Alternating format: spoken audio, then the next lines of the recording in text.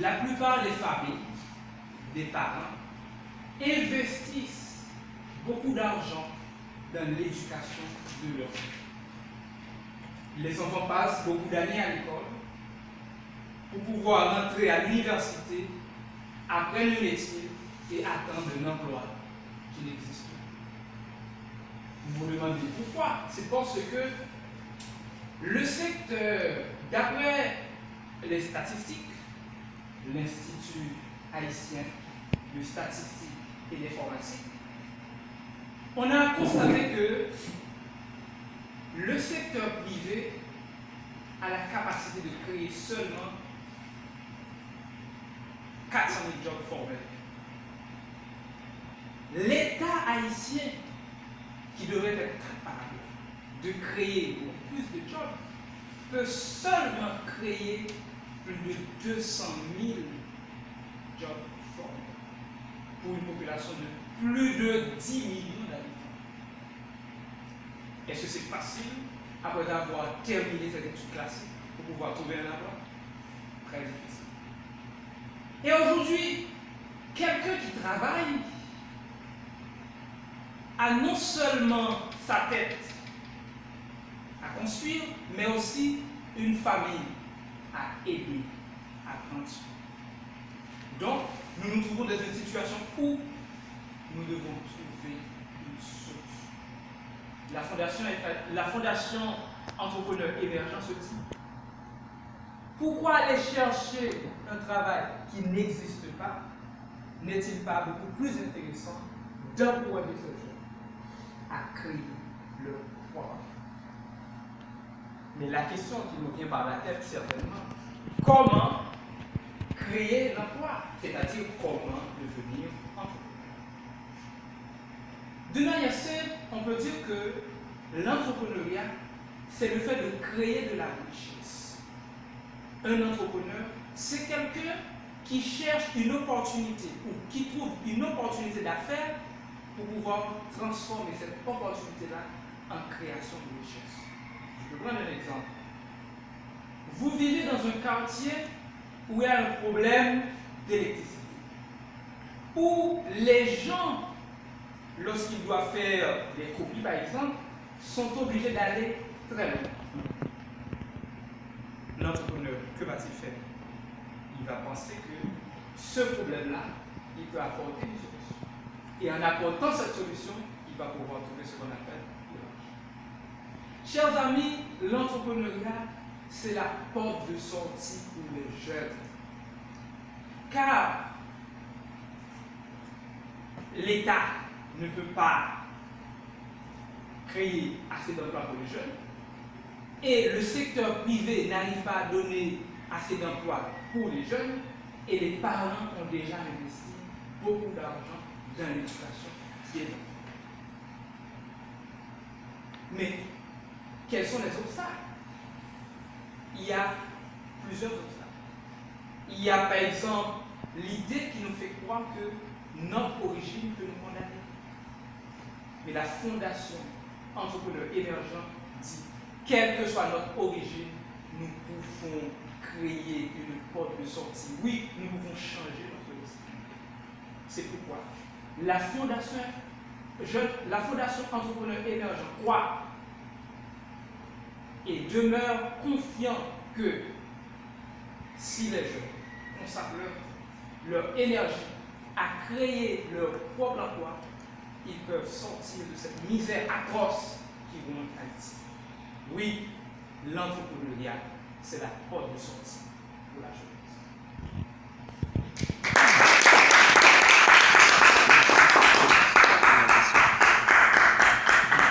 Maintenant, je suis disposé à recevoir les questions des journalistes issus de différents médias.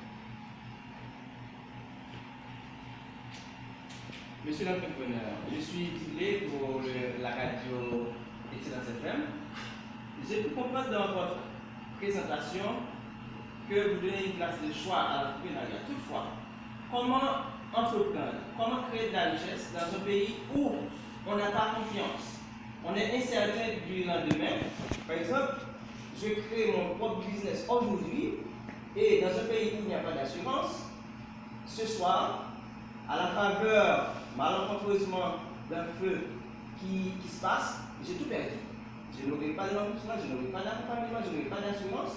En plus, comment créer l'emploi, comment créer un business, quand à l'école, on ne nous enseigne pas comment créer, on nous enseigne que comment devenir des suiveurs, pas des meneurs. Pour répondre à cette question, je veux attirer votre attention sur l'excellent ouvrage écrit par Robert Kiyosaki, de l'entrepreneur à succès, qui se retire d'affaires à l'âge de 49 ans. Aujourd'hui, Robert Kiyosaki n'a pas besoin de travailler pour pouvoir trouver de l'argent, car il a une entreprise qui marche, qui roule, qui peut fonctionner. Il a écrit un livre, c'est L'école des affaires pour les gens qui aiment. Il nous dit que le problème, c'est dans le mental. Le blocage est d'abord dans le mental. Mais pour parler de questions d'insécurité qui existent, les problèmes, nous en aurons toujours.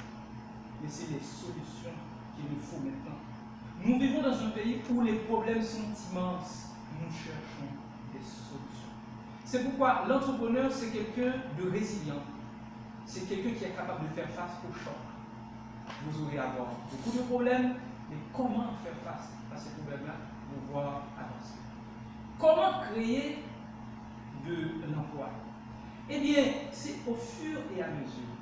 Tu as lancé ton projet, tu crois en ton projet, tu essaies de demander conseil, tu essaies de te faire entourer par des personnes qui comprennent ce que tu fais, qui peuvent te booster. À ce moment-là, tu pourras sortir d'affaires, tu pourras réaliser tes rêves.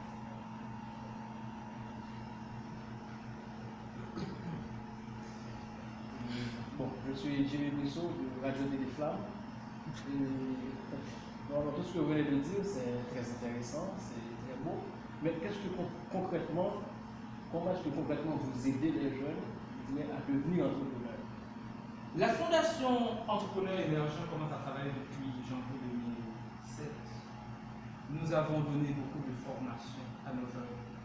La Fondation Entrepreneurs Émergents a même une bibliothèque où les jeunes peuvent lire des ouvrages de développement personnel pour pouvoir travailler ce qu'on appelle leur mental.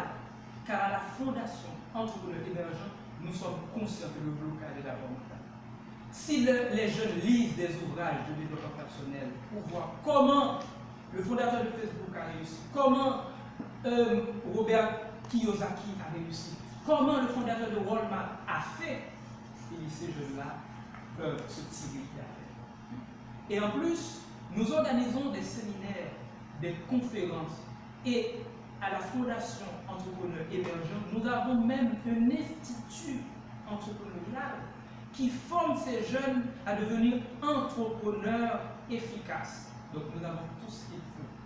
Dernièrement, on a participé à une tournée internationale à travers tout le pays, dans le souci de rendre ce que nous faisons plus concret, pour lancer cet appel à la jeunesse, de dire que ce n'est pas le moment de rester comme ça, c'est le moment d'être debout, de prendre leur destin en main, car l'entrepreneuriat, c'est la porte de sortie.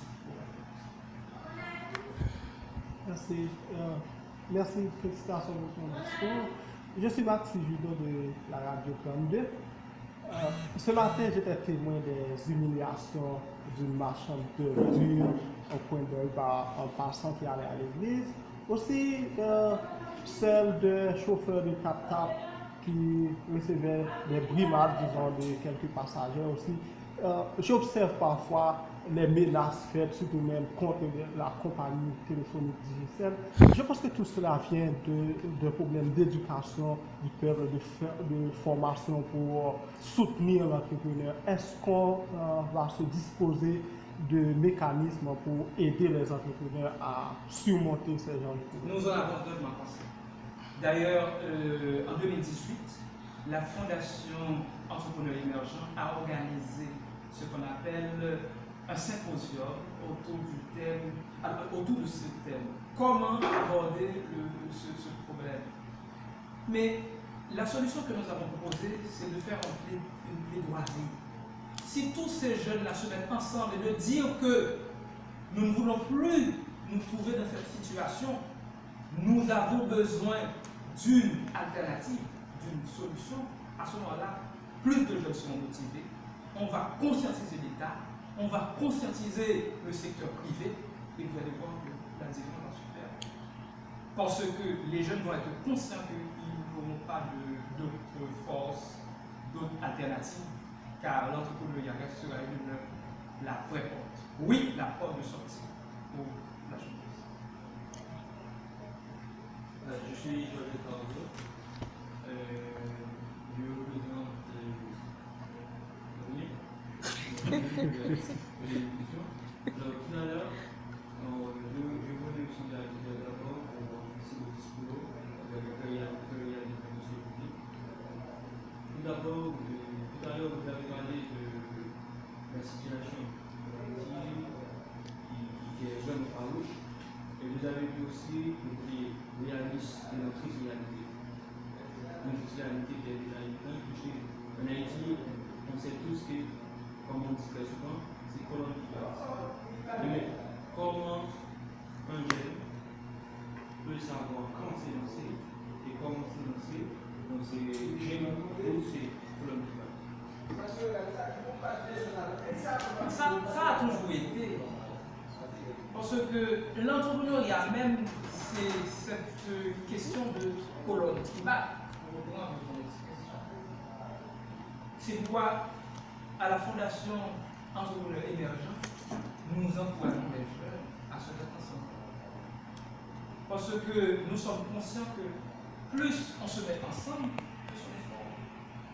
Donc, quand je sais que Ricardo aime l'entrepreneuriat, Ricardo est disposé à se lancer dans l'entrepreneuriat, j'ai rien.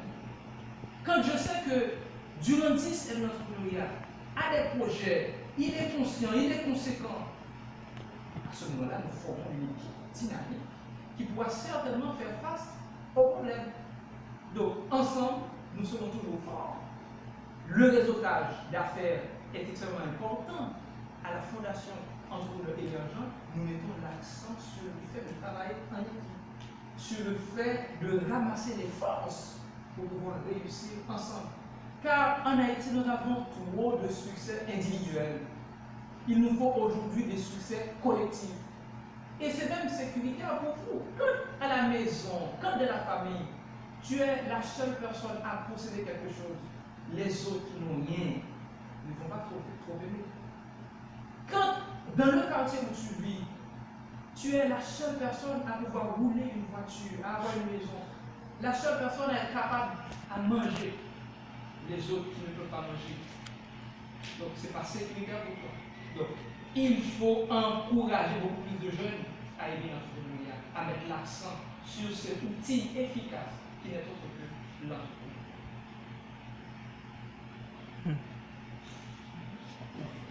Je suis Corinne, je représente la radio Monde FM.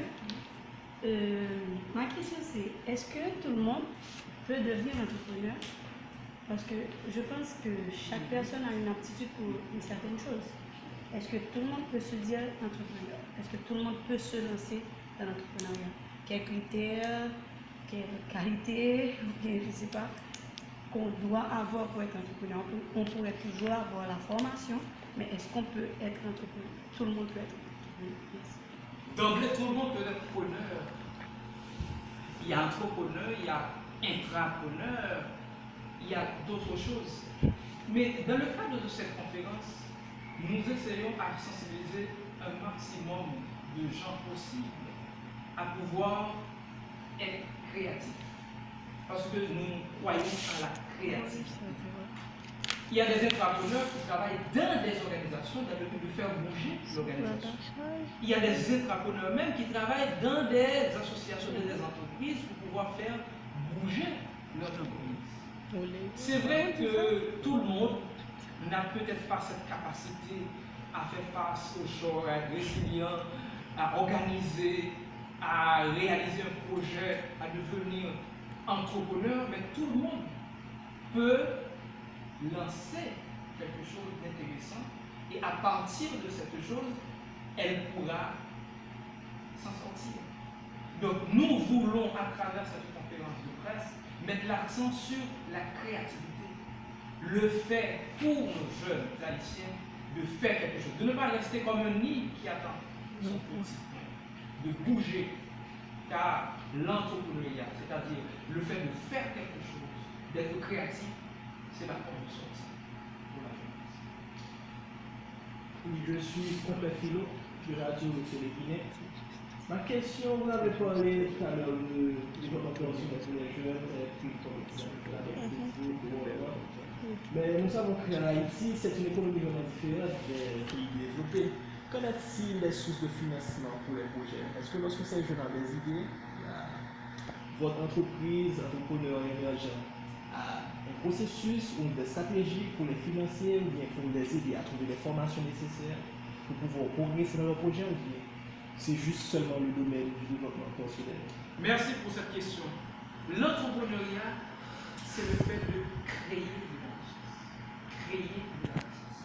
À la Fondation Entrepreneur Émergent, nous essayons de montrer aux jeunes qu'ils peuvent faire quelque chose. Ils peuvent faire travailler leur ménage, leur cerveau pour pouvoir trouver une formule. Nous les encadrons. Nous les aidons même à trouver du financement. Par exemple, tu as un projet. Tu peux réfléchir pour voir quelle est ta première source de financement. C'est peut-être la famille. C'est peut-être la famille. Est-ce que tu ne peux pas écrire un projet où tu auras à demander à des membres de ta famille qui sont influents de mettre 10 $ américains par exemple? Ou 100 gouttes par exemple? On peut trouver du financement. Ce n'est pas de commencer avec beaucoup d'argent, mais c'est de commencer avec le peu. Et c'est ce que les jeunes haïtiens ne veulent pas faire, accepter de commencer à partir de rien. On a besoin d'avoir une idée d'entreprise.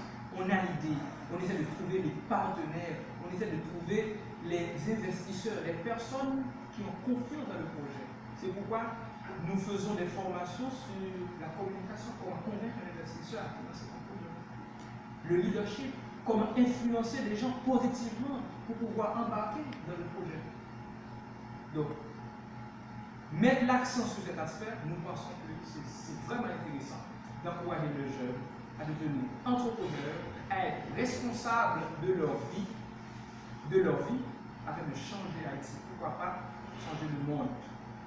Les minutes, j'ai plus de temps pour recevoir les questions des journalistes. Merci d'avoir été disponible pour ce point de conférence. À la prochaine.